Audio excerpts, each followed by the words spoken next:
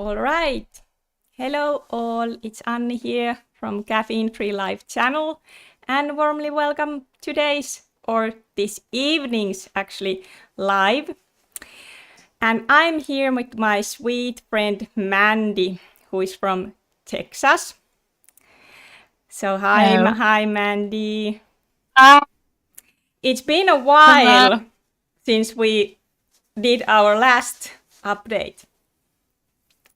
Yes. When was the last one? Was it like, I think it was pretty much April or something like 6 months ago. I know we did a couple in January, Yeah, and then maybe one more. Maybe one more. yeah, it's been a while. But But I'm so happy to have you here and it's so nice to see you doing well. you And yeah, always, so a little always. little like introduction from the viewers who are new to my channel, because now there have been a lot of new viewers and maybe somebody is maybe jumping in right now. So my channel is support channel for all the caffeine quitters. Then I also do other kind of live, but this is the main message in my channel to help all the caffeine addicts out there around the world and support caffeine addicts in their recovery journey while they are going through withdrawals and post-acute withdrawals. Oh, now did you lose your picture, Mandy? You did disappear. Hope you will come back. Hope I will see you. I cannot hear you. Mandy, what did happen? I hope Mandy will be back. But yeah, so that's what my channel is all about. And we have been we have done videos together with Mandy before. And we have been sharing our journey together and just like updating. And now we're gonna just do a little update. If I get you back, Mandy, what did happen? I actually, because I did have to do a little bit these settings, I did have to take this live in this way. So Mandy, where are you? Where are you? Where are you? I have to change a little. Mandy. Why I'm not seeing you? Wait a second. Sorry guys, I don't know why this connection did break, but I'm trying to fix it.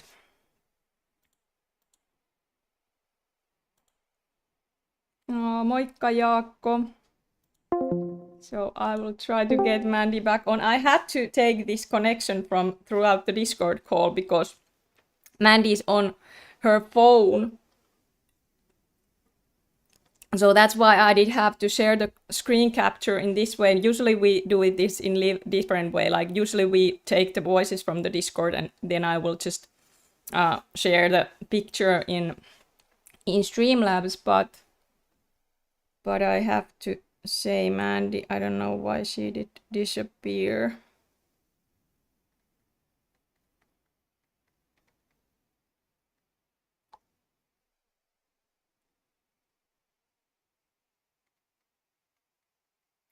Let's try to call again.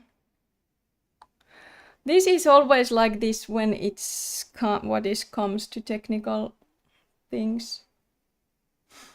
Mandy, if you are out there and if you can hear me, maybe just try call again.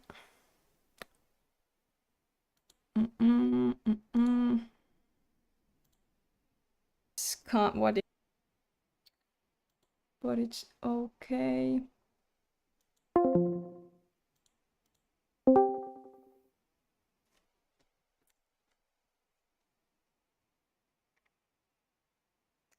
I will try to.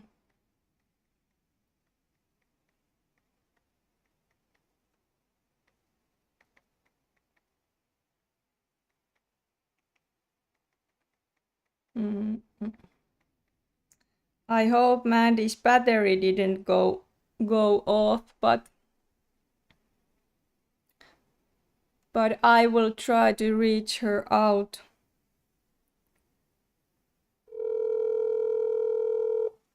Let's see if I can get Mandy back on the line.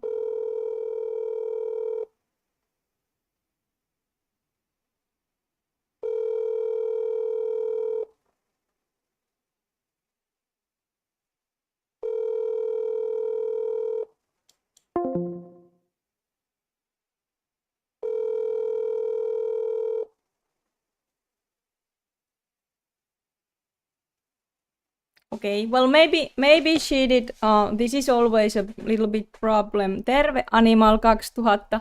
Tässä on aina vähän näitä säätöjä ollut ennenkin meillä, että tää ei ole eka kerta. Mutta ainakin mulla tää pelasi ja meillä oli äsken hyvä Discord-yhteys, mutta sitten mä en tiedä mikä siellä Texasin päässä on nytten sillä Mandyllä, että se ei aina sitten kuitenkaan ole. Mites kuuluuko minun äänet kuitenkin nyt ihan hyvin sinne YouTubeen? Siis ne pitäisi kuulua, koska mä en ota ääniä nytten mistään muusta kuin tästä tämän mikrofonin kautta. Se ei, ainakin mulle äänet kuuluu ainakin siis toistaiseksi vielä ihan hyvin tosta. Mut katsotaan. Mä koitan vielä. Mitäs Mandy?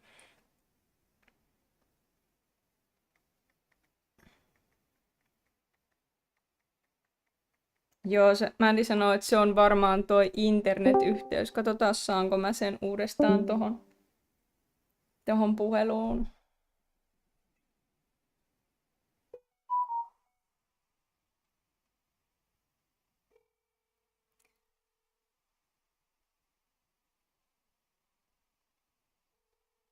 Katsotaan. Hi Mandy. Can you now hear me? Oh, there we go. But now you are in WhatsApp. You can hear me? Yeah, I can hear you, but we are in the WhatsApp. Can Okay, I'm gonna go back to the house. I think I can. yeah. Maybe try and can you try outside where it's maybe a little bit more the Yeah, I'm outside in my car. yeah. Try to call me on Discord because it was working really good. I could see you, I could hear you. It was Okay. so don't worry. Get back in. Yep. Okay. Let's try. Yes, Mandy will try again. Sorry about these technical problems. Sometimes it is like this. Joskus se vaan on tällainen vähän haastavaa. Mutta me tehdään kyllä näitä livejä uudestaan sit, kun Mandy on taas kotona, jos me ei saada tätä nyt tälleen. Koska Mandy tulee puhelimelta suoraan tähän, niin se on vähän eri asia silloin, jos se yhteys ei ole välttämättä niin hyvä joka paikassa. Mutta katsotaan, jos me saadaan. Katsotaan.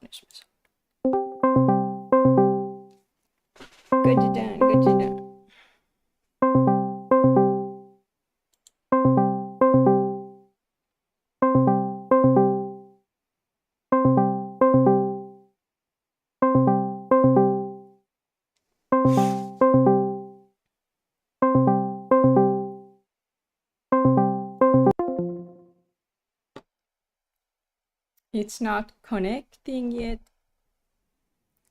It's weird. I have one more option. This is like Anis have a lot of options. If this doesn't work, I can also, I think I can download WhatsApp also in my computer, which I don't normally do. And then, but that would be the last one. Then I could also maybe take a WhatsApp call and share that. That's one option, but let's try. I would hope that this Discord will do, because I don't have the WhatsApp in my computer. I usually just use it in my phone. No, ei tässä kiirettä ole. Yeah, now Mandy is calling. Okay. Hi, Mandy. Yes. Hi. Hi. Now I will see you and I will put you on the screen. Yay. Wait a second. Yay. Now I can see you and hear you. And hopefully, Yay. hopefully you two guys, sanokaas, että näettekö te nyt Mandyn. Say guys if you see the Mandy and if you hear the Mandy and if everything is working. I will check out this in. Put you on the screen. But yes. Yeah, we can all see you. So you are I don't online. see you. That's okay. You don't have to see me. My face is not worth of seeing. But okay. I want to see you. Jaakko says Alright. seeing good. Well, I cannot put the camera to you because I have to use only one source of. But if that's okay, you don't see me now.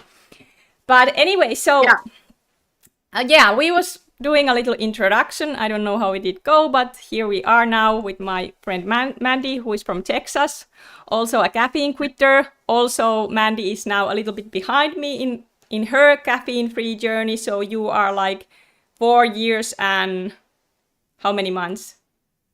4 months. 3 months and a week, a little over a week.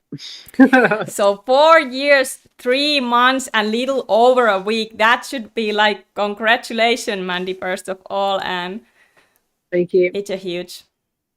You too. You're almost at 4.5. Yes, this month it will be 4.5. 18th of this month. So I love it.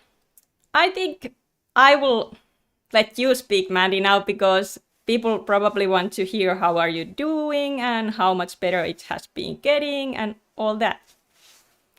Yeah, sorry about the connection earlier. I was trying to be outside, and but now I have to come inside. Don't worry. Okay. I've been outside a lot more lately. I've been craving. It's so natural, being outside all the time. Before, I just couldn't leave the house. I couldn't leave the bedroom or the couch. Yes. And I didn't want to go outside. And if I went outside, I would sit outside. But now I'm walking. I'm going to the park. And I think, honestly, I have shifted into a new level up probably in July. I think July, definitely August. But even in June, we're always, I shouldn't say we. Mm-hmm. I know you have, but I don't. Yeah. I shouldn't say we as a whole in this community because I don't know for sure how it goes for some people. But yeah, for me, for sure, I'm always in a new level up every 3 or 4 months. But you can't always tell. Yep. If it's month to month or every 3 months. But if you look at it in a year's time, you can really see the improvements. Because I'm out at my sister's right now. And 2.5 hours away from my home. And I was here last November, so almost a year ago.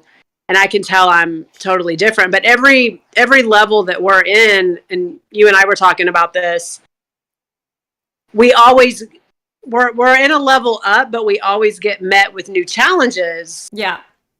And so it kind of seems, we have to learn how to navigate around all that because we're not just on the couch or on the bed or just laying around in the house and we don't have a lot of energy, we don't have a lot of motivation in the beginning. So I'm more functional. I would say I'm functional, not more functional. I would say I'm functional, but then that comes with its new challenges. And so because this is rewiring, brain rewiring, those challenges can seem challenging. They can seem kind of frustrating, but it's like, but hey, I'm in like 30 levels up, Yes. So I embrace it and I deal with it. And I know those challenges will get easier. And I can go into examples of what the challenges are, but if someone wants me to, but, and that's the other thing too. I just don't feel as like, I'll always be chatty. I'm sure I'll always be detailed, but I don't think I have the energy to spend. And we were talking about that. This is really interesting to me because I was told that this would happen, but it definitely is happening. You want to spend energy on the most positive things. Yeah. Yes. And to talk about this, Like I have loved it along the journey, but like the further and further I'm more recovered, I don't feel the need to just talk about it the way I used to. I don't. Yeah, it makes so much sense. Like a little like recap of people who haven't watched maybe our earlier videos. So me and Mandy, we went through all these, post-acute withdrawal symptoms that I have been telling about my channel and trying to explain why some do have POTS and others won't. And we did have this really high allostatic stress load. We were caffeinated all our lives since childhood, both of us, and then we just did end up falling off the mountain with this drug, and we did end up having all these symptoms. And now when we are so much functional, like I said, I'm like pretty much 95% now, because just lately I have been just feeling normal. Thank God for really, and thank for Jesus for that. But it was a long road, so long, like you said. Like now when we are more functional, we want to do other things. We are in the think about it. If you are like a 3-4 years when you cannot live your life, and I couldn't even work, I just couldn't have, because my brain didn't work, my memory didn't work, I didn't have the energy, I have fatigue and all that. So now we are able to be functional, we are getting back to life. So of course it's gonna be the natural process that you kind of wanna start to forget that. You don't want to repeat the trauma no. Kind of. Yeah. Kind of, I was told, it was an analogy, like if you were in a really bad abusive relationship, depending on the abuse, and you got out of it, you finally got out of it. Yeah. It's going to take time to move on and rewire from.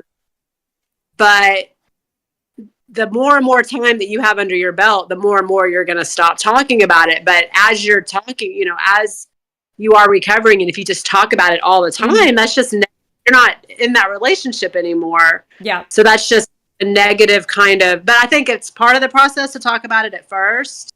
But then, you start to grow and elevate and new challenges arise in life. But again, we're more functional. Our nervous system has calmed down. We're not as dysregulated, and I can feel it in my body. I just feel more connected, because I always felt like my brain and my body were disconnected. That's what it, because when we say disconnected, it's like my brain and my body didn't match up. Yes. And so now I feel like when I go for my walks or when I stretch, I can really tell. Even just stretching used to be so weird. I just didn't want to do it. It was just like the weirdest thing for me. And now it feels really good to stretch. And I also think when we have high stress and high cortisol, it does so many things to the body that even, it does to the skin. We get bloated from it. All these different things that cortisol can do. And I even think with stretching but something I have had more physical pains and symptoms. Hi, even though hey, animal. I'm just saying hello to the people. There is hey. People saying hi to you and me. Nice. Yeah. So I have always had physical pains and ailments on this journey, but it's so funny because how I said in July and August, I really felt upgraded. I was in Galveston with my husband. We were on a little mini vacation. It's at the beach here in Texas. And I was feeling so good. I was feeling, I don't know, like the best I've ever felt. Just joy and like, just good, just pleasant peace. It was so nice. Well, then my back, at the same time, my back went out, like completely went out, to the point where I couldn't even move. A centimeter of movement was painful. It took me 5 minutes to get up to go to the bathroom. And so I called Cato and I was like, because, he says it in his videos, his back was kind of the last thing to go. And so his pain and his back pain. And so as I was in pain, I was also kind of happy because I was like, his back pain was like the end of his recovery. So I know that this is, this pain is part of the I just knew it because I didn't do anything to hurt my back. And it was just like a spasm. It was just stress, I guess. I don't know, but that's how it works. Like the psychological gets so much better for me anyway. The mental gets better, but then the physical can get, because I think the physical is always there. But when the mental's better, then the physical just seems more intense. But my back definitely seized up. It was like a cramp. It was so painful. Even a sneeze was just like, oh no. And so it happened on a Friday. I called him on a Saturday. He said it'll start easing up by Tuesday or Wednesday. Mm-hmm. My mom and my husband both were like, do you need to go to the doctor? Are you dehydrated? No, I wasn't dehydrated. They still don't get it, It's and they never will. rewiring. It is. And so I don't even get it when it comes to the I mean, I do, but they definitely didn't get it. And I did get a little bit frustrated because they were like, doctor and dehydration. I'm just like, oh, y'all, out of all that I've explained to y'all just don't get it. And so he said, yeah, Tuesday or Wednesday, it'll ease up, which it did, but ease up, not completely go away. So every day, and it was funny because at night, this is just like the mental, at night, it would ease up and I could like go to the store and go to the grocery store, just like the mental goes in windows and waves. The physical was easing up, and then it would come back in the morning, and I would be debilitated, on the couch. And I hated it because I had been so much more functional, and I had to sit there on the couch again in pain. I mean, just sitting on the couch was painful. Yes. Moving was painful, but just sitting there was just crazy painful.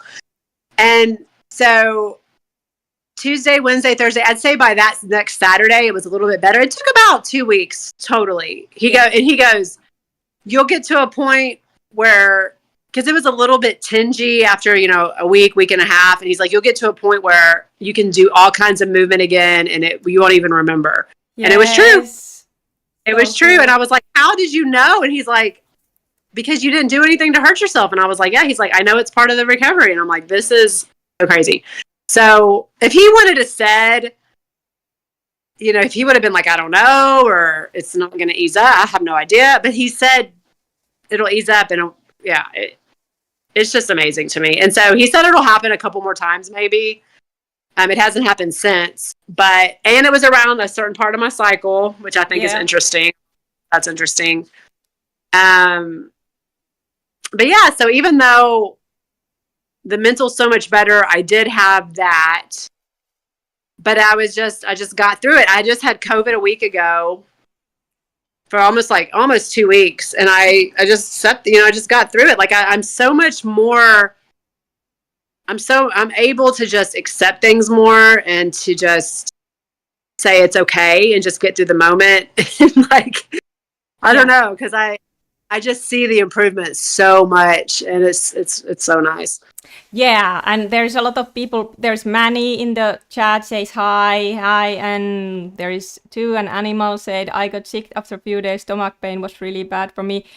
So I will take your all comments and questions, but I think this is like what we, like Mandy said, also like some of you who are now in your 2 years, 3 years, or wherever you are on your journey. Like we still have been having, like for me, I think the last things that I had like this, sometimes I had that blahness and I wasn't still able to work out hard, but I'm pretty sure after like next month I would be ready to do that. Of course, I don't know if I still have a kinks, but we have been speaking about that we still had these little kinks, this rewiring. Sometimes it's just now have been more like physical things, a little bit like, I don't know, feeling kind of like sometimes I have a sore throat a little bit, but it's not bad. Like it's like almost like we always say, like we would want to live like this rest of our life rather than anything. It's not bad. And some people who are scared, like, oh, this is gonna take 4 or 5 years. I just wanna say, even if it would take 4 or 5 years that it takes for us, it's still not gonna be like that you are horrible state all the time. You're gonna have a little bit windows there, probably. And you're constantly upgraded. So what someone feels at a year, and you sit there and say, oh my goodness, it's gonna take me 4 or 5 years, possibly. Mm-hmm. Possibly. Yeah. It's not the same as it was at year one.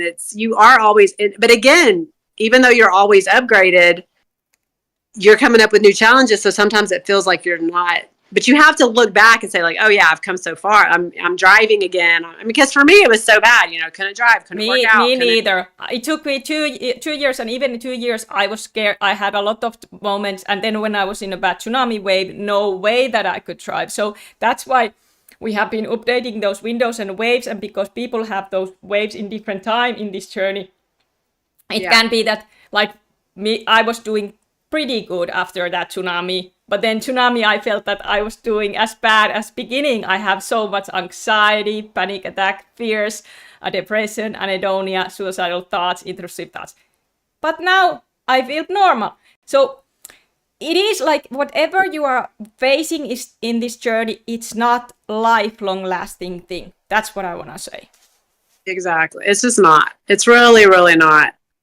And something I've been kind of, I go in and out with the research, and okay, here's another thing. I don't watch caffeine videos at all, like at all. If anything, I watch stuff about, I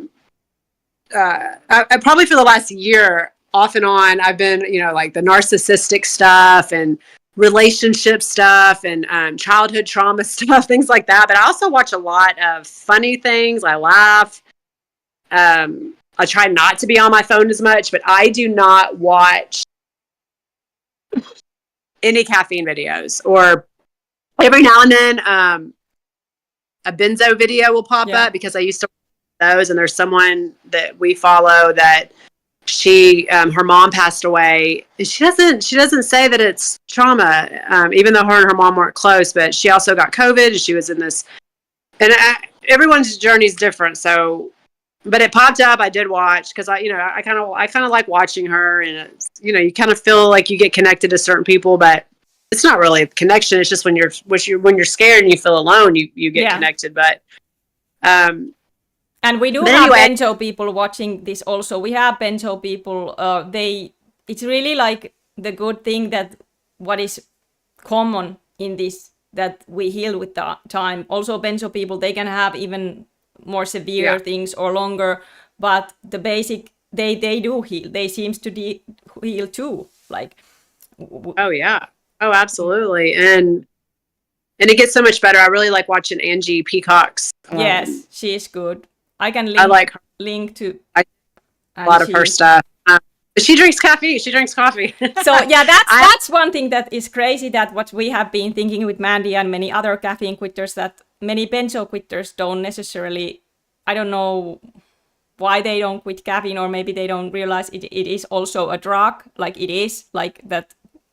We know so many people who watch my channel have and go through these post-acute withdrawals because of caffeine. And there are some benzo doctors who say to the patients that definitely they should quit caffeine, like definitely they have to quit. Some benzo teachers and coaches say. We've talked about that, about how in the beginning they think that they just need to cut it out while they're recovering, just like with alcohol, because it can affect the nervous system. But I think they only think that they have to cut it out. We've talked about that before in other videos, but it's so important, because I think that they think that they just need to cut it out while they're recovering, when it's like, oh, there's so much more that it can do to the body and cause as a central nervous system stimulant, and you're told to stay off of it because of your nervous system. So I just think there's misinformation, or they just don't understand because it hasn't happened to them maybe. But I wrote to Angie and told about what we're going through with caffeine. But the thing is, and we've said this before many times, it's not just caffeine. It's stress. Like I want to stress that a lot. I mean, but caffeine causes stress. And then we, can talk about the allostatic load, and allostasis, being in that allostatic state for so long, and then you quit, the body gets stressed out because it thinks it needs the drug to survive. And then it starts to slowly go back to homeostasis, and everything's rewiring and new wiring. And it really is stress. It really is about the stress response. And that's all that it is. Like, that's how I look at it, because that is what it is. So if somebody is quitting benzos or quitting any other drug, and they're going through a lot of anxiety symptoms, when the body gets stressed, it triggers that autonomic nervous system and causes the stress response, and causes you to be in that fight or flight state, which causes the anxiety symptoms. Basically, you So have a dysfunctional nervous system temporarily in this. Like before you, all the systems, like you have cardiovascular, endocrine system, the bone and skeletal, the skin system, reproductive, all the systems will balance in this. But your nervous right. system is dealing with all those systems. Your nervous system is in that kind of state that we were in the long time that it just couldn't, like it was always there in the danger state, Yeah. like we were, and that just take long time before the nervous system, after all that stress load, like you said, caffeine is a biochemical stress, like we were under the biochemical stress and all the stress that it caused, and now we are just rewiring back to the normal. Yes. But And when you quit, it causes, like I said, it causes more stress because the body thinks it needs it. yes, And it's just got to rewire. But even though it was harmful, it's still adapted to that state. We talk about that all the time, but that information could, be missed or it needs to be talked about again. It's not like it's important. I mean, I think once you get it and you understand, then you just have to understand that it's time. yes, And so accept it. Cool. And accept it and just see the improvement slowly. And the time really does go by fast. But also what it really is about, depending on which drug you're on and you're coming off of, yes, like caffeine, it's dopamine. So I was talking to someone the other day and I was telling them about how I felt and how much better I am. And they said, oh, that sounds like adrenal insufficiency. And I was like, yeah, if you've heard of that. But so if you have low dopamine, if you can look it up, you can Google it. Low dopamine causes fatigue. So, it can cause dizziness. It can cause your balance to be off. And so if you're on certain substances, it down regulates your neurotransmitters. Yes. Which is dopamine is a neurotransmitter. And it is. GABA is down regulated with benzos. And so is alcohol. So is serotonin. But we've said this before because we know this information that when one neurotransmitter is off, they're all off. Yes. So it doesn't really depend on which drug you're on. It's all about this dysregulation. And then you quit. Like benzos, they have a lot of akathisia because it's like affecting the GABA system more, but caffeine affects too. The caffeine is binding the adenosine, so we're gonna be so tired and fatigued long time. But we still gonna, it's still that rewiring, like you said, depending what drug you were. Right. Yeah. Right. The symptoms can be a little bit more intense or different depending on the drug, but the symptoms are all the rewiring and the dysregulation and the rewiring. And it takes time because of the windows and waves, because of the energy. So in a window, it's spending less energy to heal. And in a wave, it's spending more energy to heal. So everything kind of gets shut down to heal. Yeah. And then we don't feel good. And as a society, we're supposed to be feeling good and social. And, we talk about that.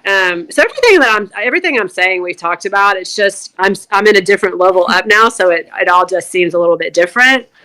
But it's good information because that's really all that it is for people that are really going through the hard times right now. And you just have to be patient. Like there's nothing right. If you've gone to the doctor and everything's fine, they cannot, they could try to put you on, oh, you're depressed, you need to go on an antidepressant, no. Yeah, no. So no. It really just is a stress response. It's really, if anybody has any questions about why this happens, I can get into that, but it's stress response and it's about allostatic load, which is stress. Mm-hmm. And then you quit the drug, so it causes more stress. Yeah. Because it thinks it needs it.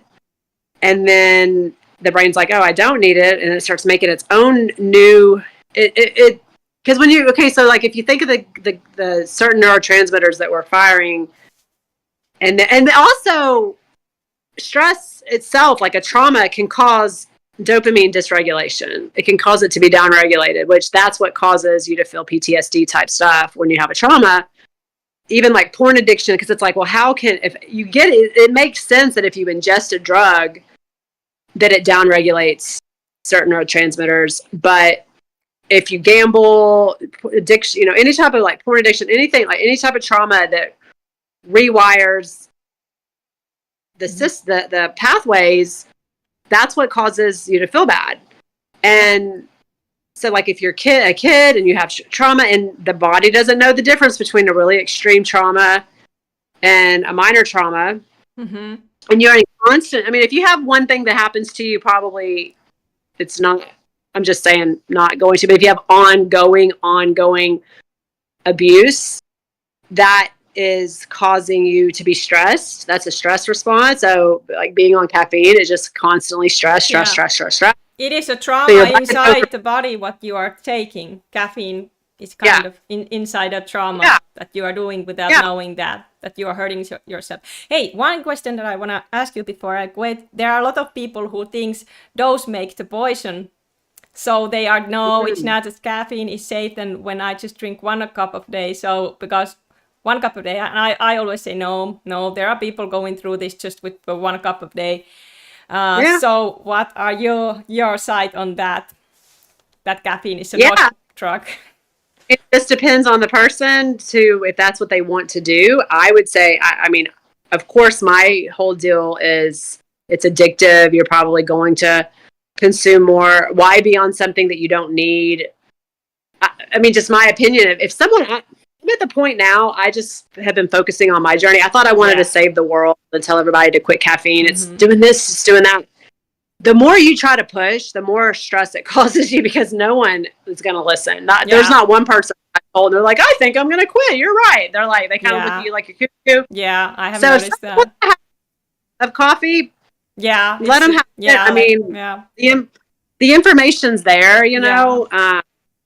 That's what I have been trying to do, just share the information and, you know, the caffeine blues and all that, and not trying to, I'm not here to judge anyone. Like, I was an addict over 30 years and heavy addict, and if somebody is okay with having coffees and, like, it's not, they can do, but it's good that those people now having POVs, I have this message all the time that they are suicidal, they think that they want to die, they don't want to take this anymore, they want to go in meds. That is also a real thing after quitting caffeine. There is no ignoring that also, or saying that that is something else, because it's not anything else. Right. Yeah. So true. And so, I mean, if someone wants to consume it, that's on them. That's the addiction talking, you know, just, I only have 1 cup. And another thing too, when someone says they only have 1 cup, usually it's a 16-ounce cup and it's really 2 cups. But anyway, it might not be affecting them the way that they think that it is, but it most likely will start affecting them later in life. I just think if you have the information and you're questioning it, but here's the thing, I guess I'm not going to worry about people that are on it that say, oh, I'm only on 1 cup and let them have it or whatever. What I want to give the information on is if someone was only drinking 1 cup and they quit and they're going through the same exact stress response and anxiety type symptoms than somebody that was on 10 cups a day. Yeah.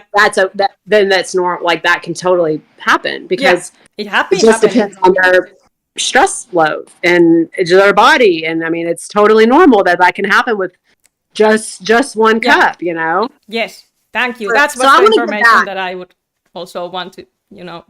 Yeah, because that sounds more helpful than people that you can't control. Not that we're controlling anybody, but the people that are on it and just want to argue or whatever, let them do that because we know that people don't understand that this can happen with caffeine, and that's okay that they don't get it. And we get it, and we get that it's more than just caffeine. This can happen with stress traumas. This can happen with, I mean, I don't think it's as long as a duration, but it really is about stress, and it really is about neurotransmitter rewiring and new growth. Because think of it this way. Yes. If let's say that you're a child and you're constantly getting abused and, you know, have a narcissistic mother and father, whatever, you want to label it or whatever, but you're just constantly under stress. You're constantly getting screamed at. You might be getting physically abused, you know, all these terrible things. And you're constantly under stress, you're going to develop because you're constantly stressed, that you're going to develop in that stress state all the time. So you are that's what I was saying earlier, you are down regulated with the neurotransmitters, with the certain neurotransmitters, but you also don't develop the proper way because of that downregulation, just like being on drugs.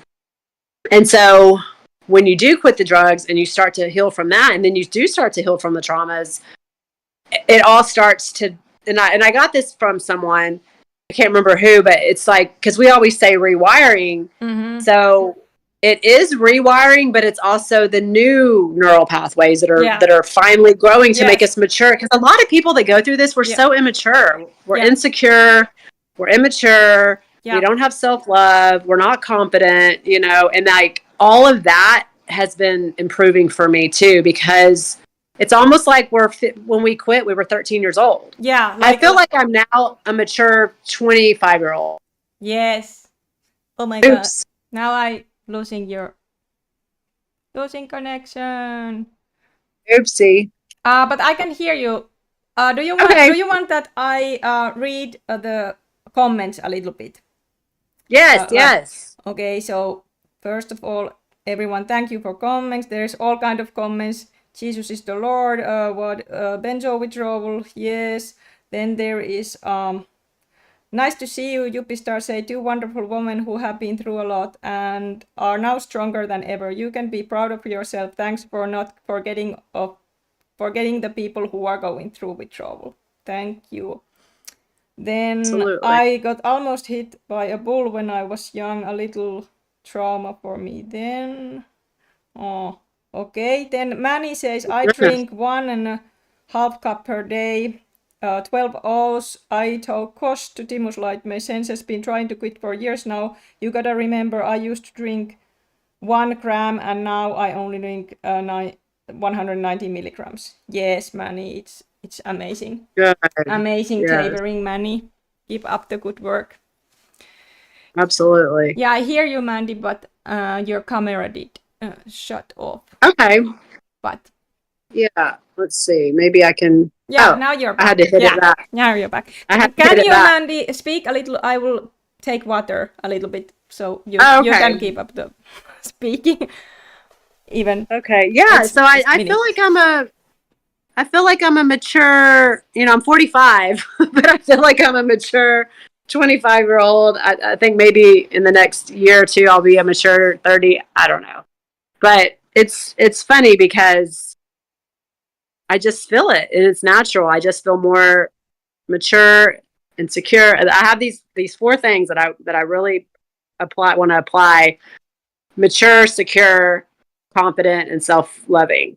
And I just think that that's something that sounds so good to be, And I'm up here with my sister, like I said, and she has 6 kids, but 3 live here still, females, daughters, my nieces, and I see so much of myself in them and my sister in them when we were little, and they're spoiled. They're really spoiled, and we grew up being spoiled too. Mm-hmm. There was a lot of confusing, almost kind of like when you're raising an animal, a dog, to be disciplined. They're not.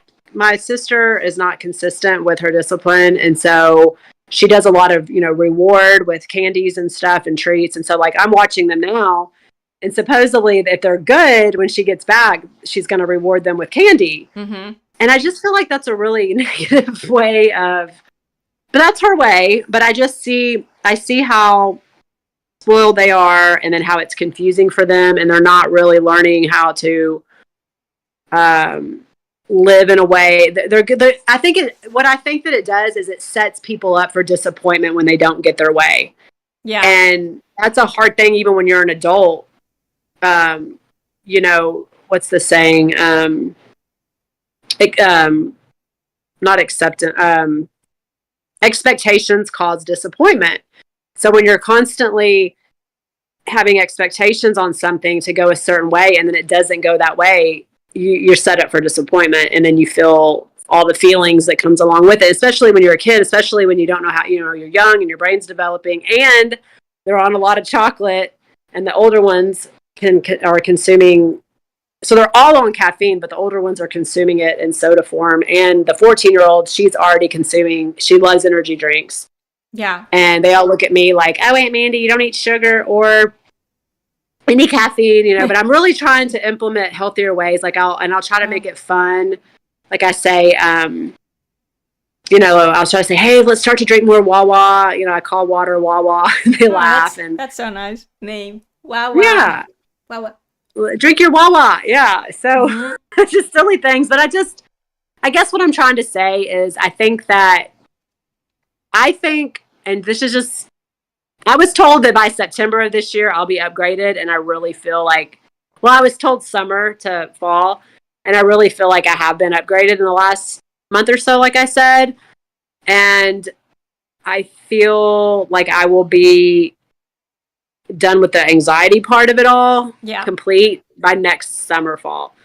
But I do believe that I'm going to still have the behavioral stuff that's rewiring that I learned all through childhood that I don't like. And, you know, I was always told, if you don't like it, you're going to fix it. It's going to fix itself because you're not suppressing with substances anymore. And I'm going to be I hated if somebody was mad at me, you know, I hated if somebody didn't like me. And so does my sister, and she doesn't want her kids to be mad at her. That's why she, you know, treats them the way she does. And I don't want them to be mad at me either, but I'm learning, like, that's how they respect you. They don't respect you if you're, you know, a pushover. And like, kids are smart, you know. We're all smart. Kids needs the rules and needs to, like, things are like this and not. Yeah, and that was, I wanted to speak about you because you said really good thing about this, you know, growing new neural pathways, that what we're doing. Yeah. Like you feel that you are in your early 20s, or what did you say, like 20 or something? Yeah. But hey, you are. I came from an immature 14-year-old. Yeah. So yeah. That's good. But like, I was thinking, like, that's also this summer was like, in a way, it was like, of course, it was my best summer what comes to anxiety, but in a way, it also was amazing. I find I gave my life to Jesus. That just happened, and then same time, my brain is still trying to figure all these things out because I was living in that stress all my life, and sometimes I still feel that when I'm connected, I'm so connected that it's overwhelming. That love that I feel from Jesus is overwhelming. I'm starting to cry, and then another thing, I see that some dog puppy is there having a hard time. I cannot, like, I feel that I want to that puppy. I have to say, like, the thing that I'm trying to say, that things feel like something like I would be the 20 years old having a new brain, but I don't know what to do with my brain yet. Kind of, it's a good thing, but at the same time, it's a little bit weird because I was under that stress all my life, and that's all I knew. All I knew was the fight or flight, and now I'm not. Same. So yeah, and now we're trying to figure out. Yeah, and I've said this so many times. I'll say something, and then you can resonate, and then you say it your way, and then I can go, yep, that's exactly how I would have said it too. You just said it different, but the same, exactly the same. So we're becoming the people we were always supposed to be. But and then what did we do? We had to learn how to adapt and navigate life. For me, it was people pleasing, and I worried, and I cared what people thought so bad. And I told you this earlier, but I just wanted to say it because I love this. I was told I don't have a problem saying how I feel. I have a problem with the response that other people will say with how I feel. So I don't have a problem speaking my mind, but I am kind of afraid to hear back because, like, let's say I'm talking right now and people in the comments were like, you don't know what the hell you're talking about. That might bother me. Yeah. But I don't know, even now, like, I kind of like, bring it on, you know, like, I know this person that's super confident. They're like, I wish someone would talk to me like that, because they're so confident that they'll just shut them down. Like, it doesn't matter what the person thinks. It's their opinion. And so I kind of do encourage, like, if somebody does want to challenge anything I'm saying or you're saying, like, I feel now that I'm speaking my truth. I'm speaking my experience. And even someone commented in a video one time on your videos that we made, and they were like, there's no such thing as your truth, there's only the truth, or something like that. And I was just like, oh my God, here we go. They were really kind, but that's their, you know, I say certain things, and then someone wants to come in on just that one little thing that I said. We talk for an hour sometimes. It's just kind of It's like frustrating.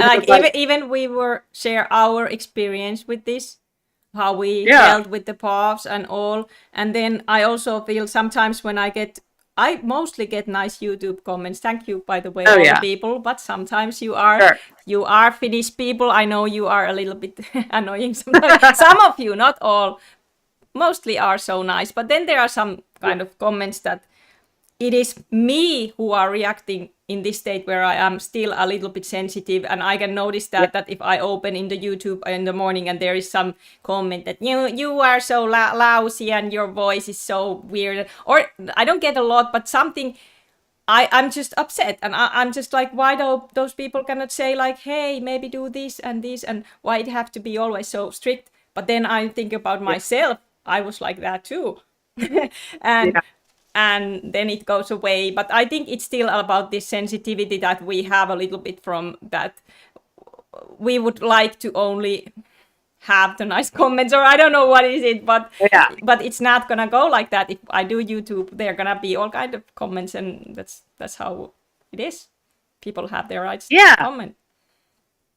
Right. It's totally a part of it. I think some of it might be a little bit behavioral and just the way that we were raised and the way that we adapted to that. But that's what I was saying earlier.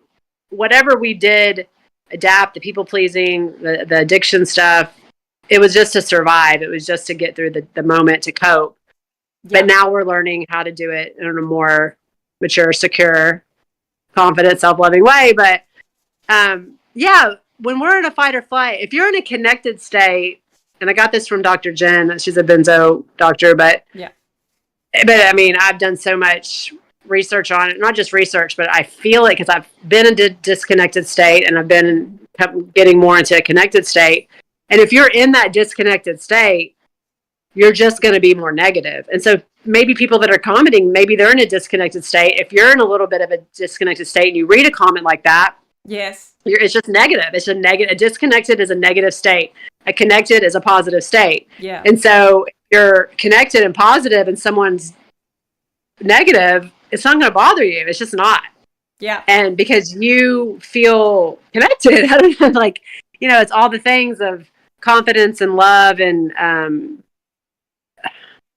peace and joy and just all creativity. And then the disconnect state is all the negative things of angry, fear, defending, jealousy, people pleasing. There can be many types of fight or flight or fawn. There is one question. Yupistar asked, like, maybe Mandy, you can also tell, like, how caffeine-free life changed your life. How has it changed your behavior? Your I don't know if I see, but your attitude of how does it change your attitude of to life? Are you yourself now? I'm pretty much starting to be there. I'm starting to be like myself. Yeah, I really do feel, I mean, I see it. It's just certain things, like I said, the behaviors.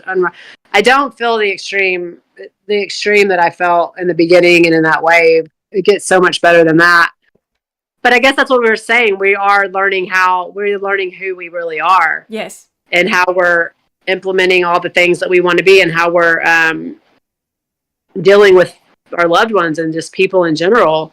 And, you know, when we're in that disconnected state, we want people to be kind, and because we can't handle negativity because you're in a negative state already. So they just go together. And I think also too, when you're more in a positive state, it's just like the negativity bounces off, or even negative people won't even talk to you, or like, you know, you just seem so confident. Like a negative person can tell a negative person, and then it depends on the personality. They'll try to, you know, put them down or say certain things. And then a positive person, you just put off so much positive energy that even if a negative person tries to come at you, they might do it once and then you don't respond or you don't react. See, people love the response. They love the reaction. And that was always me. I was always reacting to people's, you know, and I would get so butthurt. And so what is the saying? Life is 90% of what we think is going to happen and 90% of how we react to it. Yeah. 90% of what happens and 10% of how we react to it. What is the saying? Maybe. And because it's really about how we react, because hardly any of it's actually happening. Yeah. It's how we react to it. And if we're constantly reacting instead of responding calmly, or just not responding at all. I mean, even being quiet is a response. You're not responding. It is. Yeah. And I have been feeling like it's kind of, I feel some of that I'm that person, like what I was in a kid in a way. And then it kind of, because I did learn that high cortisol changes your personality, caffeine actually changes your personality throughout the time without knowing that, and that is like science. It's not anything like I made up that caffeine changes your personality, it caused depersonalization. But because it comes slowly, because it's also like, it's a vasoconstrict, it's like reduce the blood flow to the brain. And that is only like one reason. It's one big reason also like why it's like starts to have these problems that your brain is not connected so good. So well, just like trauma can, like trauma. Yeah. But I feel like my personality is change your person. Yeah, it's like coming back to back to who I am, like the Anni that I am. And it's better than I knew it would be, kind of. Yeah. Well, like I was saying, it's not just the rewiring, it's the new wiring that we were always supposed to be. Wiring, yes. New wires that we're never able to be because we were so stressed. It's all about stress. So, like, what did you just say about caffeine and it causes the personality? Yeah, it causes you to be. How did you say it? It changes your personality. Changes your personality. And that's what they say about trauma. So what is all of it? What is caffeine? We read Caffeine Blues. Caffeine equals stress. What does trauma? It equals stress. It's all a stress response. So that stress response, that high cortisol, that high adrenaline, that changes your makeup. And then we learn to survive in that state on a neural level and on a personality level. And I mean, like, even my niece the other day, or last night, she was saying, don't you like sad songs and sad movies? And I was like, I mean, yeah, but I don't sit there and listen to them all the time. And it's because I remember a conversation when I was in the wave because I was feeling very depressed. And I was telling my sister how I felt. She goes, Mandy, that just sounds like depression. And I was like, oh, I mean, it's a symptom. And I had to explain to her everything. And she understands more now. And she sees how well I'm doing. So, but it's like, yeah, that's a symptom. But and as I was in that wave, she was like, you were always kind of that way, kind of always like to listen to sad songs and cry. Yeah, because my nervous system was always in some type of dysregulated state, a different level of dysregulation. But I don't do that anymore. Like, I'm just different. I'm like, she's only saying that because that's what my sister said, that's how I used to be. That's not the way I am now. Yeah. And now, do I cry still? Yeah, I feel all kinds of stuff, but it's not like a dysregulated crying. I don't know how to explain it. Yeah, it's like when we are dysregulated, we are just so emotional. It's like hopelessness, emotional. So it's like you cannot control because you cannot control also your brain. It feels like insecure and hard, and like we were telling then back in the days when we make videos that anhedonia, that it's like a chemical depression. So it's not like when somebody say, oh, I'm anxious. Even me, I have been in mental hospital in my early 20s. I would say now back to then when I was there to myself that, Anni, you don't know nothing about mental illness. Go through caffeine withdrawal pops. Then you know, like the people, and I don't wanna say that any anxiety is less worth. It's all bad. It's all not nice. But I just say that what we did experience was something like you are not able to control your own brain chemistry at no level. You don't have any, like the Angie Peacock, that benzo coach who went through really, really horrible, severe benzo withdrawal. She said that this is like nervous system dysfunction, kind of, that it's really scary state to not be able to control your brain or your brain chemistry, and that it's terror state. So that's why I try to explain it's different. That's some kind of anxiety or depression that you normally would feel. You're right. It's not situational or sadness. It's so chemical that nothing could snap you out of it until your brain's just done the rewiring. It naturally does that. But let's say that if we deal with the trauma, like the accident, car accident, or somebody died, of course we're gonna be sad, we're gonna be depressed, but it's not gonna take us 4 years, 5 years to rewire it. It's gonna, you probably still. I was functional when my grandmother died, and she was the most important person for me ever. But I was functional. I cried. I was But I still was functional. During this, I couldn't even cry sometimes. I didn't have any emotions. Yeah. That was scary. That was hella scary. So yeah, no dopamine. I mean, we just have no dopamine at that. I don't want to say no dopamine, but because I know how it all works, but I don't know exactly. I mean, I know, but the dopamine's very low, you know, and when it's very low, we just don't have motivation. You're tired. Yeah. All the things. It was such anhedonia. But it's all designed to keep us safe and to keep us in that survival mode, to keep us safe. Because, like, back in the day, and I'm sure we've talked about this before, but I'll do it again. You know, if we're being chased by a tiger, and a good book, Why Zebras Don't Get Ulcers, because they get that stress response goes up when they're being chased, and then if they survive it, and the lion goes away, and they survived it somehow, and then 30 minutes later they're drinking in the pond. You know, they're not in their home crying and shaking and scared and don't ever want to leave their home again, their little nest or wherever, their den or whatever. But let's say that they were being chased by that tiger 24/7. Yeah, their nervous system's kind of like, it's not going to get out of that state because it's constant stress. Yeah. And we're made to have, you know, stress go up, like with exercise and stuff. But it's that chronic, constant stress that's constantly elevating that cortisol, and it's raised, and your stress bucket's overflowing and all that. That's when it's not good. Yeah. Anything chronic, when you hear the word chronic, it's not. That's when that you can fall off the mountain with drug. That happened to us, and but because think about it. Think if we never, because you and I are so similar, and we had similar upbringing with our moms and stuff. Mm-hmm.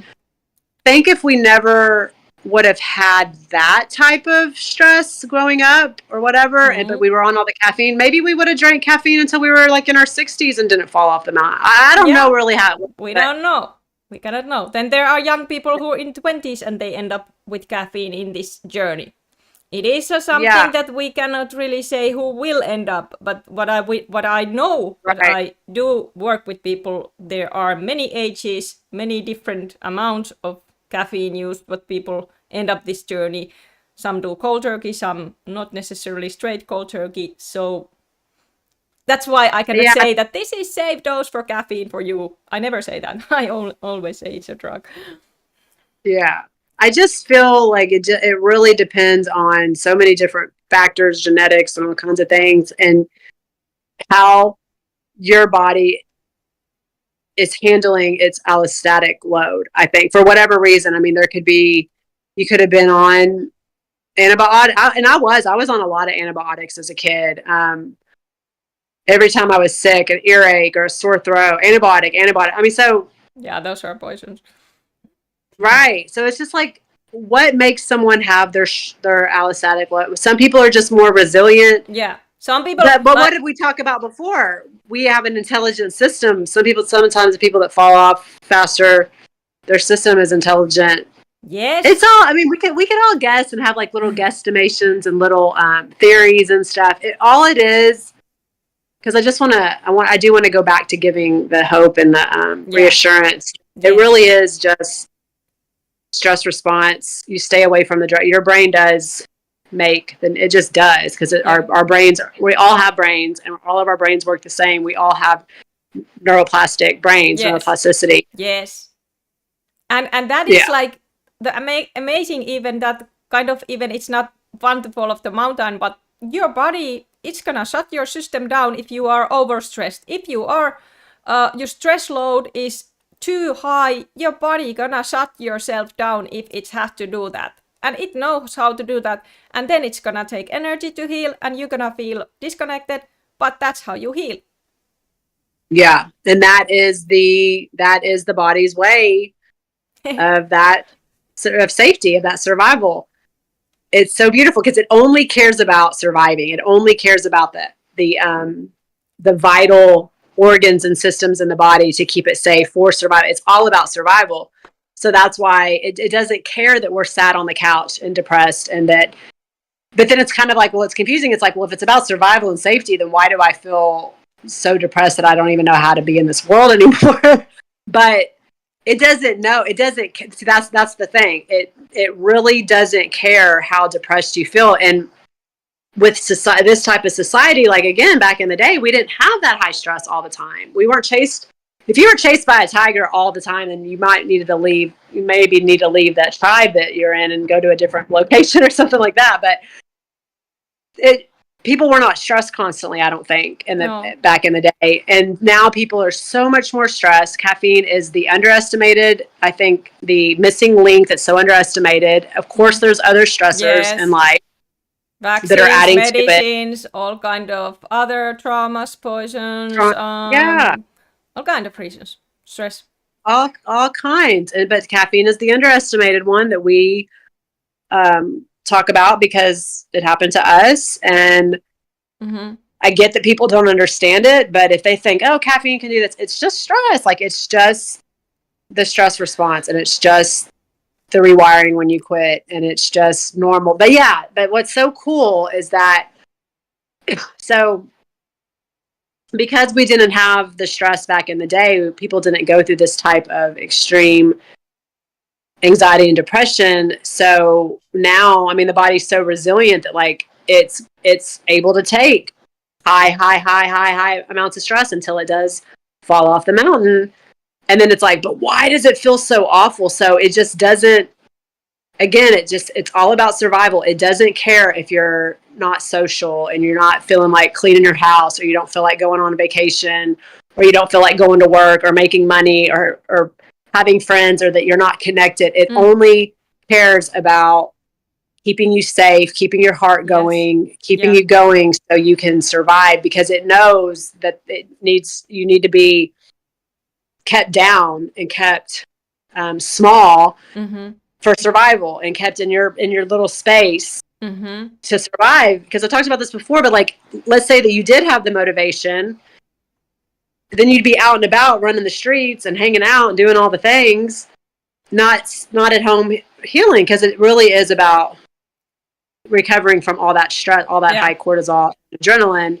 And so again, digestion, terrible digestion I had, right?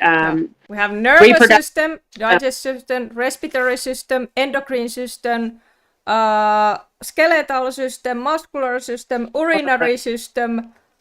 What else? Integumentary system with skin, hair, nails, and reproductive systems. And I don't know if there's even more. Those are the systems. The urinary, what all? There's 12. There's 12, but I would definitely say that's why in the beginning for me, I had the heart palpitate. You know, my hands, my veins in my hands would get really swollen when I would stand up. Heart palpitation. It was just, that's a vital system. That respiratory is vital. I think my breathing was weird sometimes, but the cardiovascular, that's so vital. So that that's gonna take precedent over digestion and reproductive. So if your digestion's off, you got constipation, diarrhea, both sometimes coming and going, weird gas and bloating, all of that. You know, it's gonna be. It doesn't care about that. Your hormones are off. Your reproduction, you're probably not going to get pregnant. I mean, some people can, but it just depends. But it's hard. Probably going to PMS and things like that, or because that's PMS is stress response. So high cortisol. Yeah. And that causes, like, the high cortisol causes the progesterone to be stolen, because you need cortisol to make. That was good. I was about to ask you that. Tell me about how those stress hormone steals from the the progesterone and testosterone, and tell me about that. Because cholesterol to make proglandolin, and then that makes progesterone. I need to look all that up, but it does. It's called the cortisol still, or progesterone. What about estrogen and cortisol? Are they competing each other?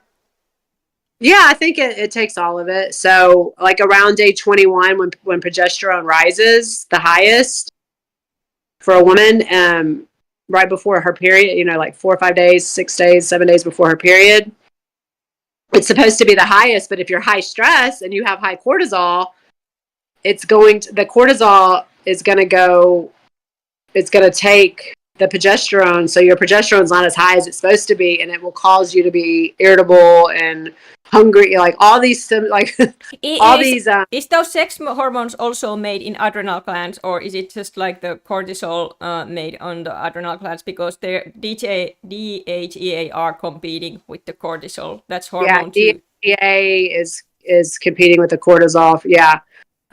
So yeah, the endocrine system makes all those, and I do believe it makes the progesterone and estrogen and all the other. I mean, that's an easy search, an easy Google. But the reproductive system, that's in charge of like the gonads, the ovaries. Yeah, it produces sex cells, the reproductive system. But the endocrine, so the endocrine's pretty high up. Okay, so the endocrine is function, products hormones that regulate the metabolism, growth, development, mood, reproductive process, like maintain homeostasis. That is endocrine. And it contains glands, pituitary, thyroid, adrenal, pancreas, ovaries, and testes. Yeah, I think there's like 150 different hormones in the endocrine or something. I don't know. I've searched all that and I forget, it comes and goes, but it's just all like, if you really go and you dig, you can find it all. But it really is just time and the rewiring and the new wiring. And the dopamine being made. And so once your dopamine's up there, you do feel more, God, I just feel so much better. I really do. I feel hopeful. I feel excited. I wake up earlier now. I sleep really well. I do have sometimes around my period where I'll wake up to potty, and I don't go back to sleep for like 30 minutes to an hour. But it was like 2 or 3 hours before, or it was every hour on the hour waking up. And I just lay there and close my eyes and try to meditate, and I fall back asleep because I'll sleep for 4 hours usually, because I'll count it out. I'm like, I've been sleeping for 4 hours, and then I'll go potty, and then I'll be up for however long, and then I usually sleep another 4. So I feel like I get my good sleep, but sometimes I sleep all the way through, and I know that that's even going to get better. Yeah, the sleep is gonna be, some people have said that sleep is gonna took them the 5 years. And for me, I think the perfect sleep will took the 5 years. But where I'm now, I'm still able to get the sleep. And I'm still kind of in good situation that I'm not working right now, except this helping caffeine people. It's kind of a work, but you can do that in own time. But anyway, so I can sleep, sometimes I can take naps, and I'm just like, I'm good. Like it doesn't bother me. Like I sleep when I sleep, and usually sleep good. Yeah, it's different because like in the beginning and in the way, that high cortisol in the morning, feeling terrible. That was terrible. Oh, I had terrible thought. Intrusive thought. I thought, what? It was terrible that always I was already forgetting that high cortisol panic in the. I remember that now. It was horrible. I know, I have to really think about things like, oh yeah. And this was an oh yeah moment that I had this intrusive thought that I thought was never going to go away. And I was here, and I did think about it a little bit last night because I knew we were making this video today. And I was like, Leah, I haven't thought about that in so long. And I swear I thought it was never going to go away. And it did. And every now and then before, like months ago, it would like pop up a little bit, but it really, I was told it really all just goes away because your brain just doesn't, again, what I was saying earlier about the negative stuff, you only want to think about that's how your brain works. It only wants to go to like positive, connected stuff. It just, whatever state you're in, if you're connected or you're disconnected. So if you are still a little bit disconnected because you're getting more and more connected, it makes sense that whatever symptom you have that's still lingering is just going to be there until you're like all connected. And then I also think that once we get completely recovered, if we do go through something stressful, we might feel certain. I don't think complete like the beginning 4 months or like that big weight. No. We're gonna feel something, I think, but maybe have like off. Sleep might be off. Yeah, maybe stomach is like the stress is affecting the side that you have a flies in your stomach, and that kind of like the normal stress reactions, like it's not extreme right. Where we take it off and we're drinking from the stream like the gazelles. So yeah, like the zebras and we'll in the time frame will be different. We'll experience something, feel a little something. That's when you just don't go to the doctor and get put on drugs when you feel sad or you're having symptoms from a stress response like that. You definitely don't go to drinking to medicate it. No. Sleeping right. I need to go to the doctor because I'm not sleeping right. Take off work, and heal yourself. Be gentle to yourself. If something really stressful happens, you rest. Don't put rest. That's what you eat good food. Food is like sometimes it can be that you have forget to eat or something. If you are having a really busy, people become really busy when they recover from this. We become busy too, Mandy. So yeah, we will, and we love it to be normal. Yeah, I try to prioritize my food. I try to prioritize rest still, and I try to prioritize going to bed as early as I can. And I get tired. I get really tired, like 9:30 to. If I had a productive day and I didn't, because I don't normally nap, but sometimes I'll rest, for an hour or two during the day. But if I don't do it lately, I'm telling you, the last month or two, I've been go, and I am tired. 9:30, I am tired. I am ready to go to bed. It's nice because we're not putting anything in our body to push us to stay up till 2 in the morning. I used to stay up till 3, 4, 5 in the morning when I was running around on caffeine and alcohol.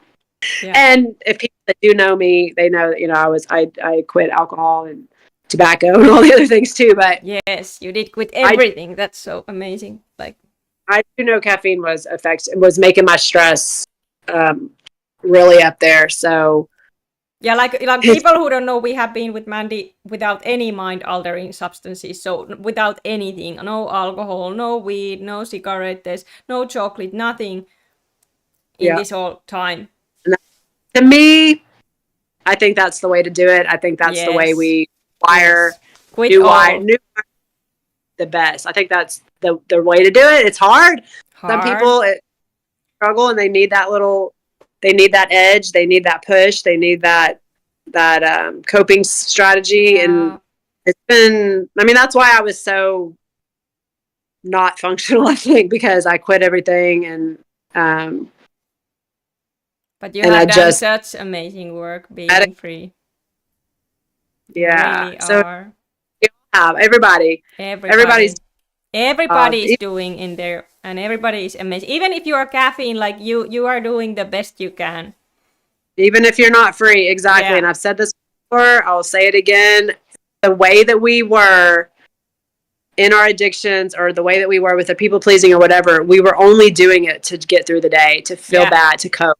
So don't beat yourself up. You're doing your best. Yeah, don't beat yourself up ever, because we needed that to function, and that was something that we knew. We didn't know anything else. We didn't know any other. That was our survival, and that's how we both have judgmental things in our childhood that it's not so easy always to deal with.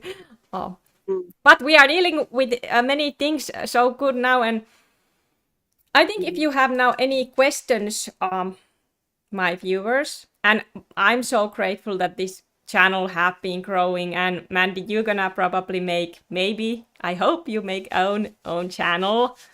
Tell me about that, plans. I keep wanting to, and I have so much information. Like everything that we've talked about today, I could probably make 10 or 20 videos. I could do one just on allostasis and homeostasis. I could do just one on cortisol and hormones. I could do one just on the different systems in the body. You know, there's so just on dopamine, you know. But I want to so badly make a channel, but then again, I don't know because I want to kind of move away from it. I don't know. Time will show. Don't stress with that. You do if you do, Yeah. and I will tell if you do that, you're gonna have a lot of subscribers from here. Yeah. Yes. And I think also too, because everywhere, you know what I said in the beginning, that every level that we're at, we learn. And I hardly ever talk about the anxiety stuff anymore. It really is the behavioral stuff that so we're rewiring and new wiring from the addiction stuff and the trauma stuff and the stress stuff. And then we're rewiring, new wiring, and then we're unraveling old behaviors that didn't serve us. So there's so much going on. And I think that if I am completely recovered next summer, like I've been told, and I kind of feel, because I still, like, I can walk so much further now, but if I were to run maybe 5 miles, I don't think I could. Like, I think I would get kind of, I still feel like I would get fatigued. It really is. Sensitivity to stress still, like not able to marathon. No, not. No. There is one question to you. Mandy, Oh, yeah. You once told that your mother also stopped taking caffeine. What was it like for her? Did she also have severe withdrawal? Yeah. Well, wow. Who's that from? That's Yuppie, friend Yuppie. She's have been following our videos. She knows Sweet that you remember our videos. Yeah. Yeah, she is a year behind me. I quit in June. She quit in May. She's a year behind me. And she is different than me. Like, I am very detailed. I'm a talker. Like, I've spent the night with her many times, and she has night terrors, like crazy. But she wouldn't, if I didn't spend the night with her, she wouldn't talk about it. She's 78. She comes from a generation where you don't share your traumas and your feelings, you know, because it's like you just keep it to yourself because it means you're weak. Like, people back then, you know, it's like you're weak if you share your. So what did people do back then? Everyone was smoking and drinking their faces off. She wasn't a big drinker, but she was a big coffee drinker, and she didn't have hormonal. She didn't she didn't have this hormonal issue. She didn't. Yeah, and she never had bad PMS. She didn't have bad hormone stuff like I did.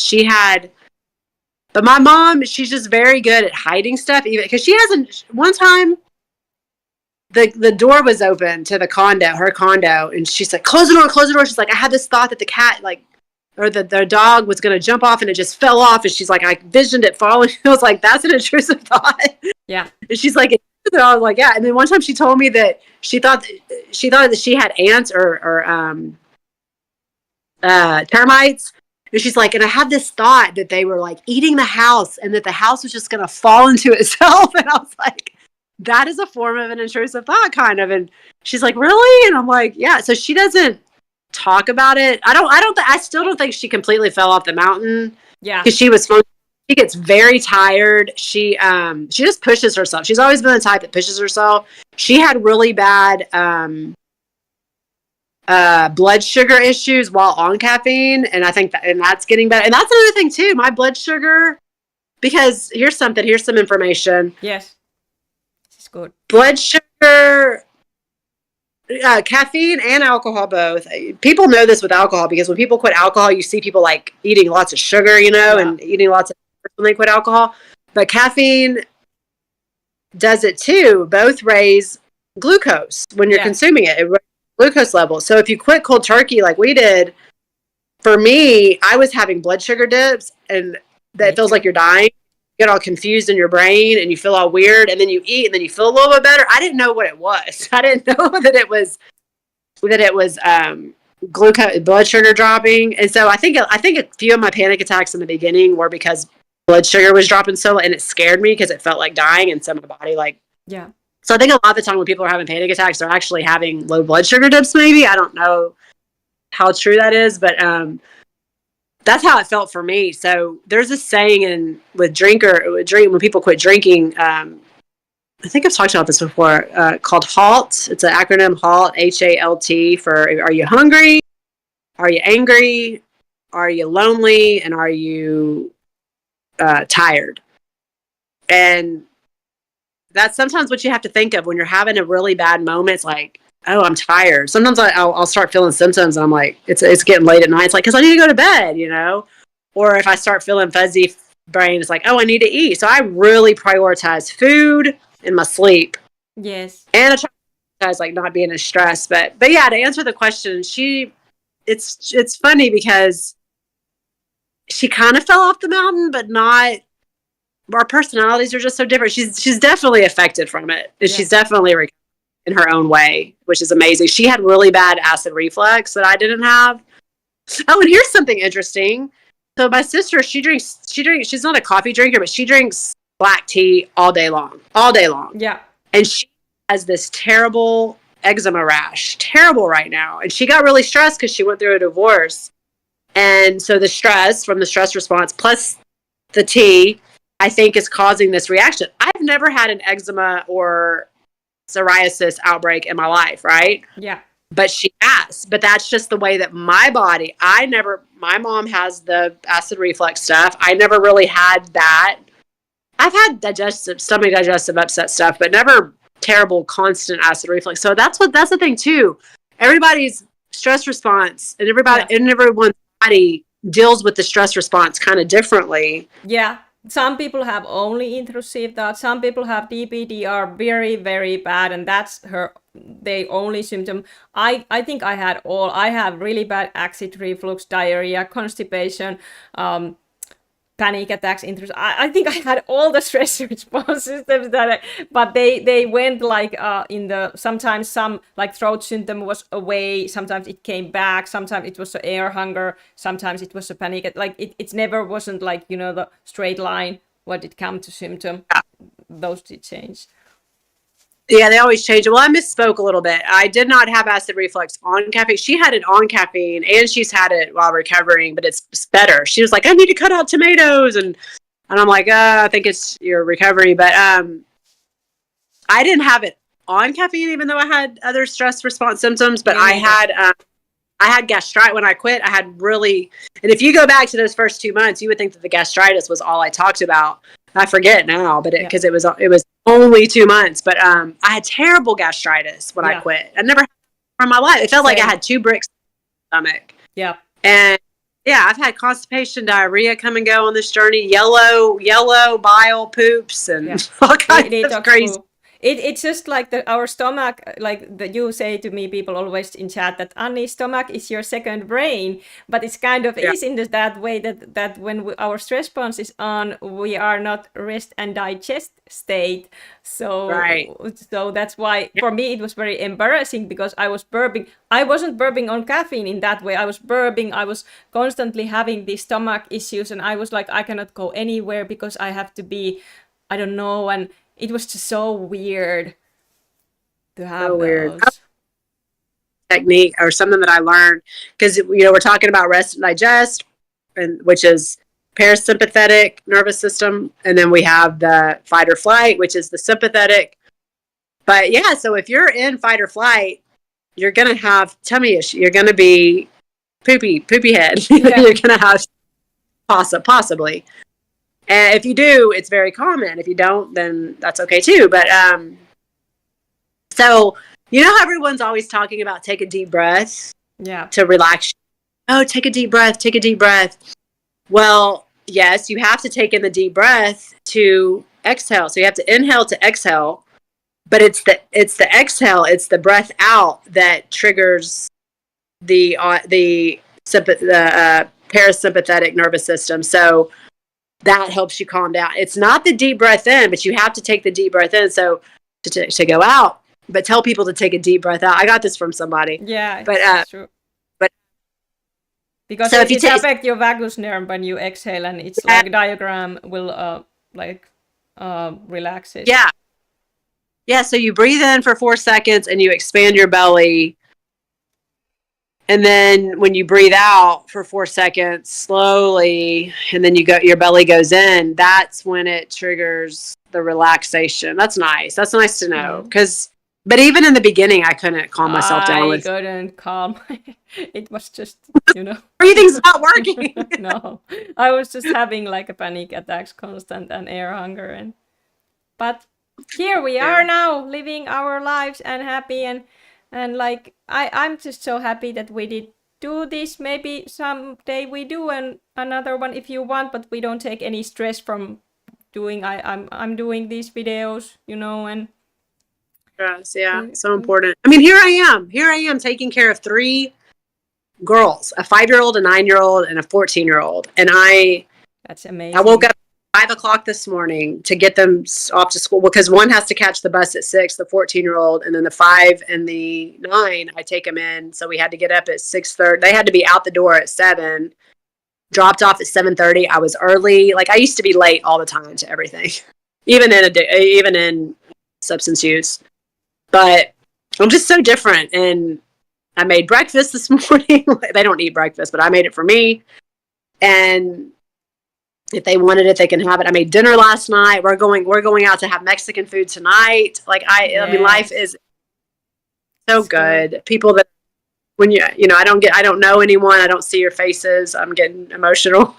Yeah. It really does get better. I know the struggle. I know the pain, the suffering. But hey, suffering does get us closer to God. It does. Yeah. And we get so much more connected to him. Even if you don't feel connected to him, you don't feel connected to anything, he's there and you will get connected again. He made our nervous system. So if we God did make us, Jesus did make us, so it's like it's so true. And it's good. We really do heal it. If it takes you time, it's okay. It's okay. I've been told that so many times now. I have a symptom and I'm freaking out, before. Here's another thing too. Anything that I experience, what do we say? We call them aftershock. No, what do you and I call them? Kinks or moments. Having moments around my cycle, whatever. I was told around 4 years that I would be able to do it on my own. Here I am. Like I can get through everything on my own now. I don't have to reach out to anybody. And around 3 to 4 years, it was still nice to reach out. And you and I even, we took a break. We took a break with Mandy because we just wanted to, like this summer, we wanted to go on our own. It was our, like. I mean, it was hard a little bit at first because we relied on each other so much. I mean, how many times did I wake up when I would have the night waking for an hour? I'd wake up at 4 or 5 because you're 8 hours ahead, and I'd call you or text you like, but now when I wake up, I just lay there like I said. But before, I mean, we spent 2 years almost every day talking. Yeah, and I was hanging on your every day on my wave. I was just desperate, and then I was like forcing, because I wanted to make those videos with you because I was just wanted to spend time with you, like. And you can probably tell in those videos. I don't know if you can, but I don't watch them. I don't watch them anymore. Like there is good stuff, all the same stuff, but in the state where I was there when we were doing, I wasn't in a good mood. Yeah, it was hard, and to see like that, and then me being in mine, I wanted to talk to you every day. It was like you were my lifeline. The anhedonia was so bad. I mean, my brain was telling me I cannot live this way. I knew I wasn't going to hurt myself, but it was like this compulsion almost, like, but it's going to happen. Oh, it was so bad.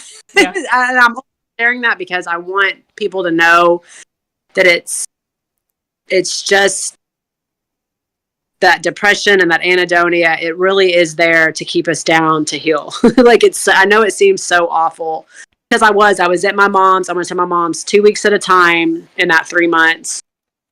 And that 2 weeks, because I've been here 2 weeks and it feels like vacation. When I was at my mom's for those 2 weeks, every day was so scary. And so like I would go outside, I would talk with you, Ani, and I'd sit outside and I just felt so soulless and flat. And yeah, I remember that. It was hard. It was even hard to watch that. And then I was just thinking that I was just saying that maybe it's a carnivore. That must be it. And then I went to the wave and I was like, what? This is not possible. This is not possible. I was just like telling you it's not, maybe it's something else that makes you worse. And then I went, no, it was the tsunami. And now there is other caffeine quitters who have been reaching their tsunamis, and they're reaching out to me that maybe I did something wrong. I'm like, no.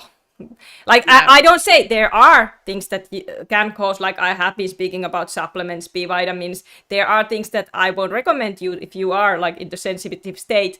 But there are also people who didn't have stress and they go through tsunami. They didn't take supplements. They didn't take anything.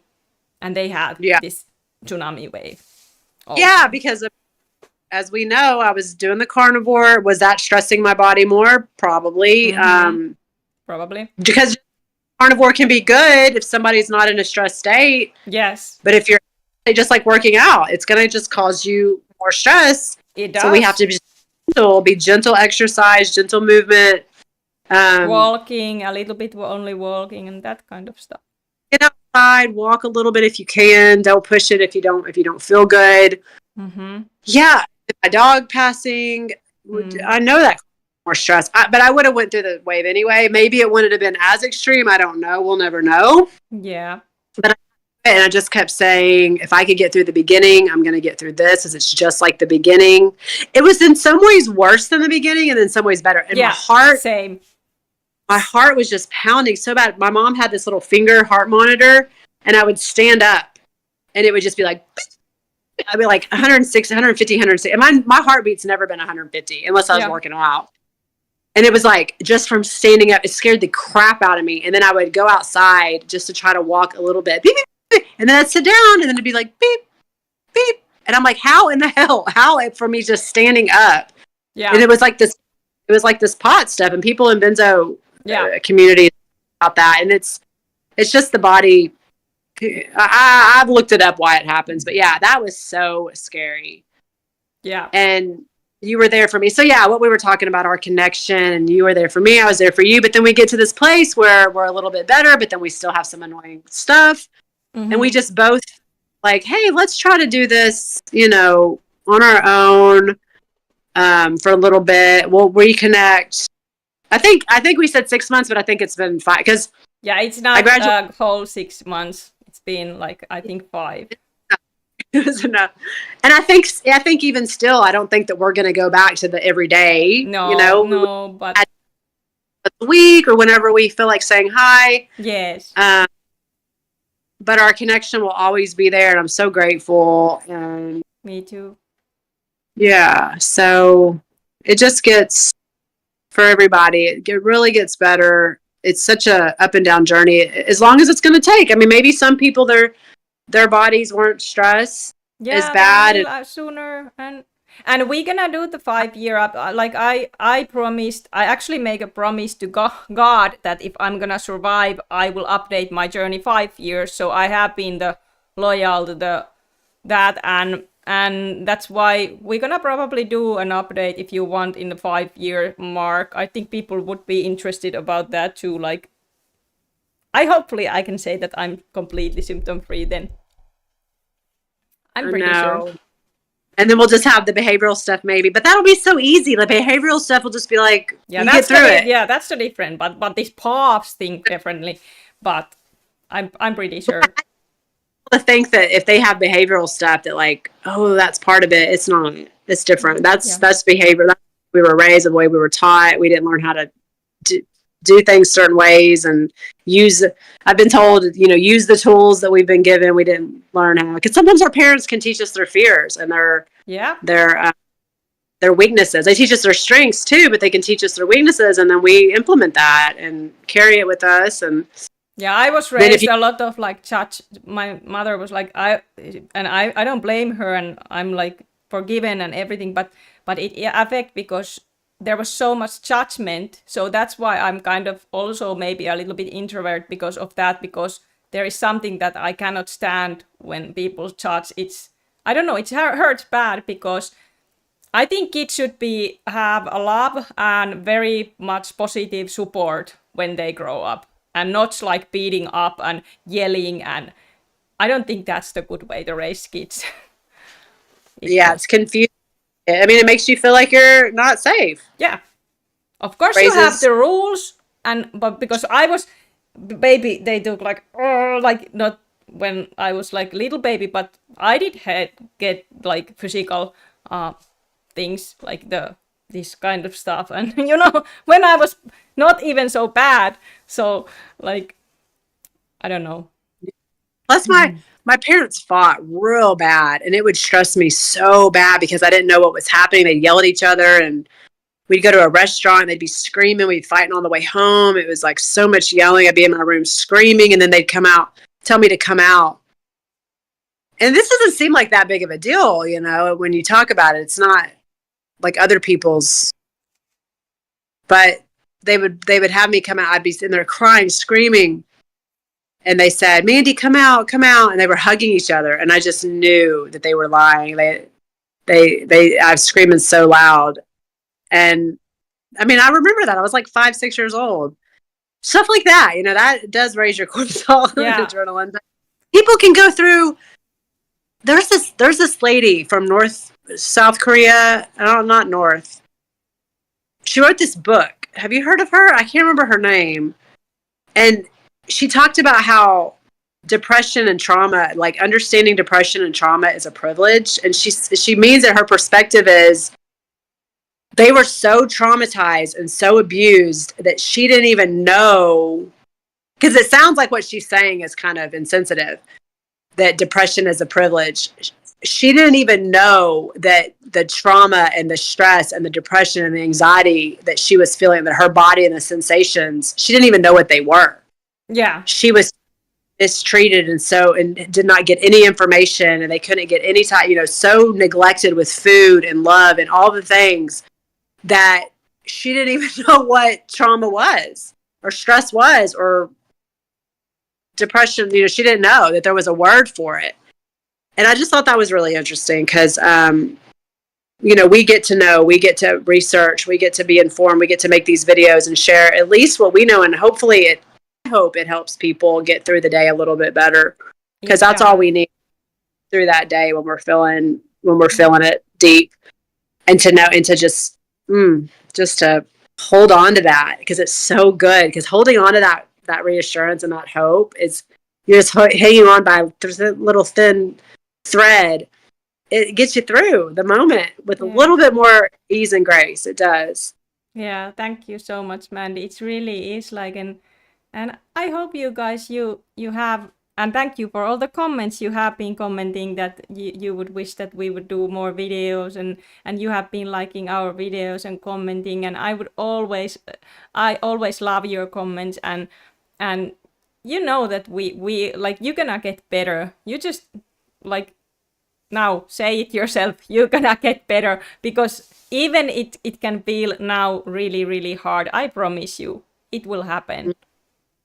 And I love that we're putting this information out there and we're being honest, because people that are at 14 months, 18 months, 2 years, 3 years, and they're still having their moments and still experiencing stuff, they're confused. Mm-hmm. It's recovering. It's okay. It's okay.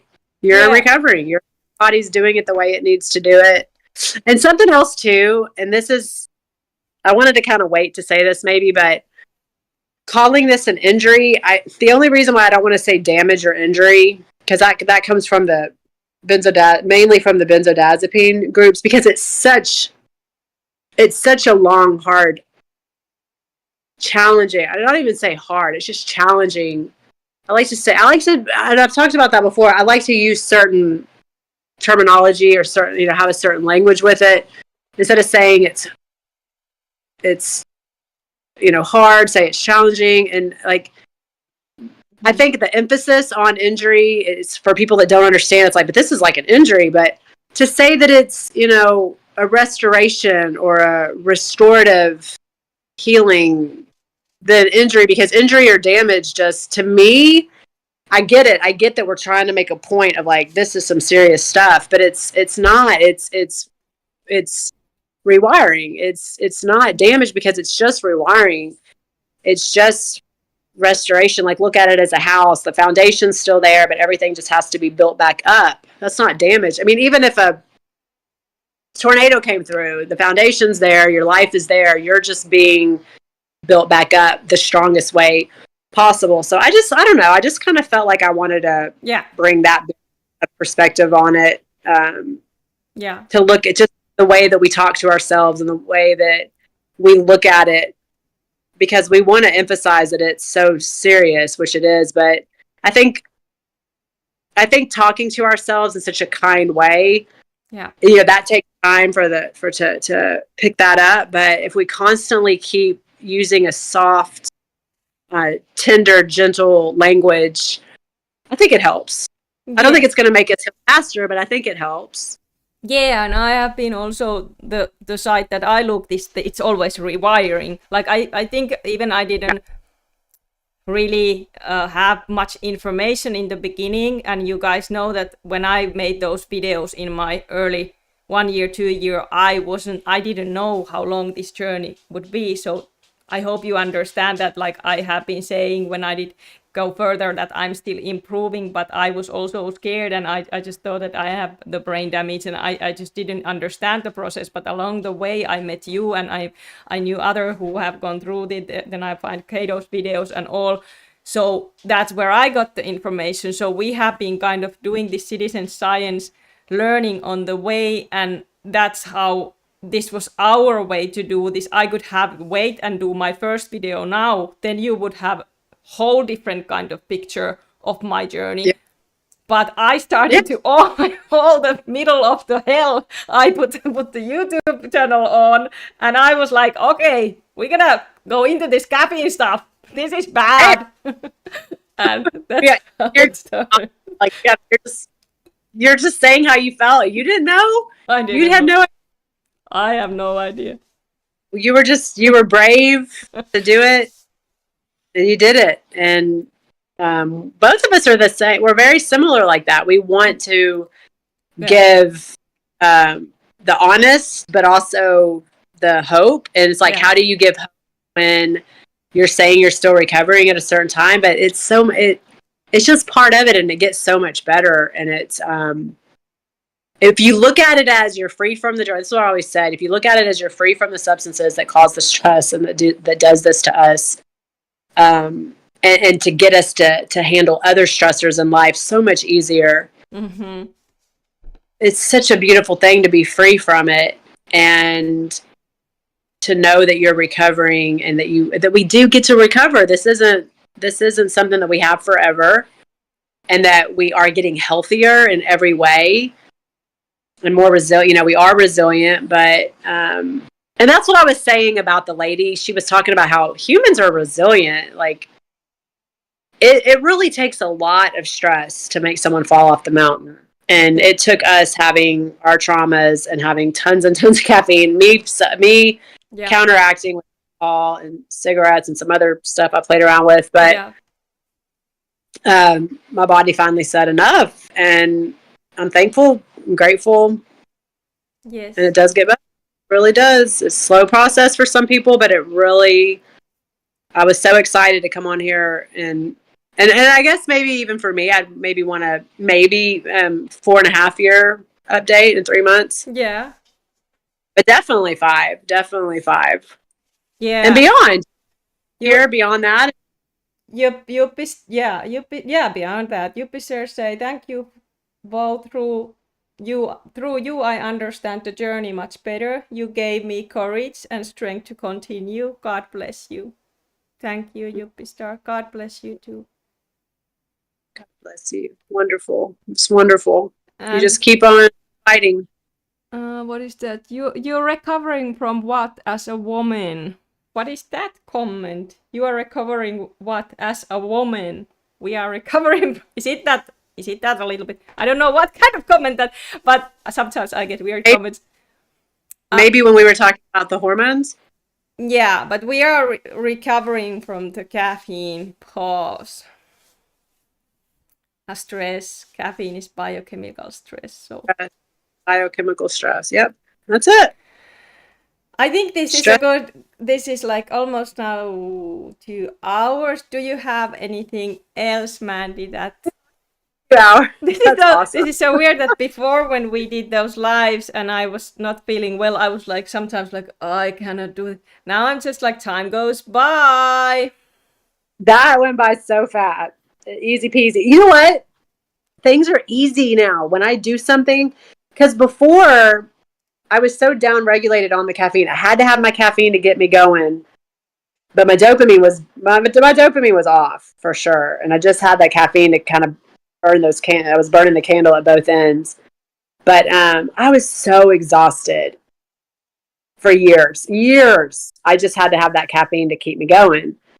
And everything was so hard. Everything was a struggle. Everything felt like I had 10 pounds of sack of potatoes on my back, or 40 pounds. Everything just felt like a drag. Everything felt challenging and hard and not fun. And now I just do something and it's like effortless. It's the easiest thing. Yeah, It's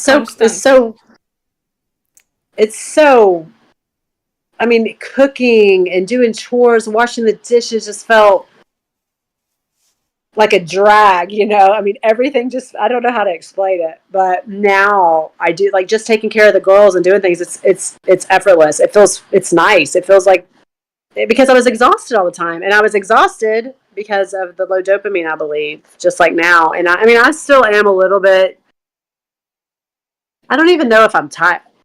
What did I used to say? It was like complete emergency. I said emergency exhaustion to fatigue to tired.